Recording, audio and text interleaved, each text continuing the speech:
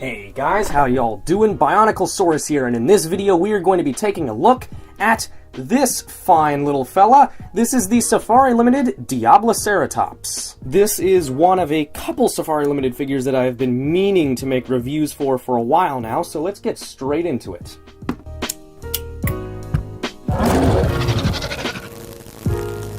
Okay, so this thing is a Safari Limited Ceratopsid, and as such, it is a perfectly reasonable assumption to go ahead and presume that this figure gets pretty much all the accuracy, detail, visual, just everything flawless. We know that these figures, by and large, are absolutely incredible. This was the Ceratopsid they came out with in 2013 specifically, and yeah, it's no exception. Taking a look at the sculpt, first and foremost, look at that detail on the head. Look at those crisp, individually sculpted scales. Oh my gosh, everything is so fantastically done. The eyes are a really intense red, very unique kind of visual style there. I suppose it has to do with this being a Diabloceratops, maybe kind of a demonic, evil sort of theme, which is really interesting and quite effective. It makes this thing look just unique and piercing, adds a lot of interesting personality to it for sure. Absolutely beautiful, and the head is not the only part that looks so gorgeous.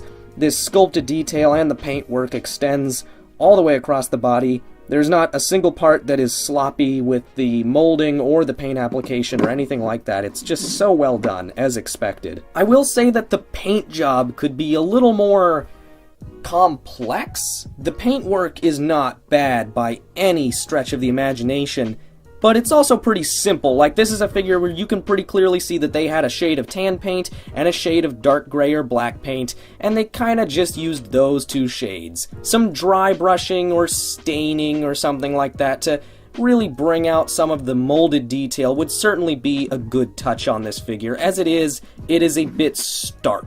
Having said that, the actual transition points where it goes from the light tan to the black or gray are very well done for what they are. It's pretty good blending between the different shades of paint for the most part. Still though, if you compare this to say the Ionosaurus or the Regaloceratops, two of their more recent ceratopsians of similar size and general artistic style, those have certainly more nuanced, complex paintwork. This is a little bit more simplistic, but you know, it's still better than a lot of other figures by a lot of other companies. By all standards, it is far more than adequate. Now, regarding accuracy, I mean, again, what do you expect? It's basically flawless in terms of anatomy and all that. The feet might be a little big. That's the one thing. Especially the front feet. Kind of might be a little on the big side, maybe a little goofy, but not really. I mean, honestly, it's so close, it's kind of impossible to tell even if they are slightly off. Speaking about the skull specifically, the head sculpt on this figure beautifully, accurately represents the skull of the real animal, pretty much without fail. Also, random aside, those eye spots look like ladybugs. They look like ladybugs. Now, this figure does possess certain features which differentiate it from other Safari Ceratopsids, mainly the pose. Now, it is in a walking pose, which we have seen before, specifically with the Diabloceratops and Pachyrhinosaurus, but this walking pose is a bit more on the unique side, I would say. He's holding his head very high, his limbs are extended very far, he's really standing up quite tall and holding his whole body far above the ground. If we turn to the other side of the figure, you can really see that the limbs are positioned at quite a wide gait as well. I would imagine that he is moving rather quickly compared to most Safari Ceratopsids, just based on, you know, looking at the various positioning of the limbs and the musculature. Overall, these features really make for a figure that looks far more alert than most other similar models. Now, for size comparisons, I'm not going to bring in the entire Safari Limited Ceratopsian family. I don't even have all the Ceratopsians, although I have most of them, but I will bring in the Regaloceratops and the Ionosaurus, since I mentioned them earlier, and I will also bring in the Safari Yutyrannus as another sort of size comparison, since not everyone might have a Safari Ceratopsid.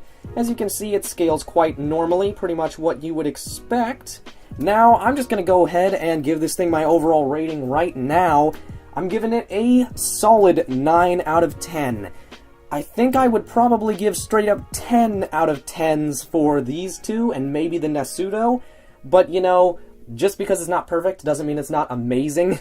You know, this whole thing kind of boils down to, like, it's not the best Safari ceratopsid, but it's still a Safari ceratopsid, so you're getting a great figure.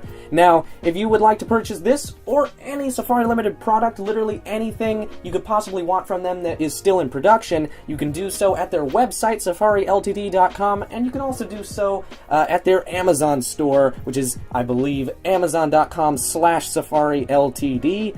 Thank you for watching, and Bioniclesaurus signing out.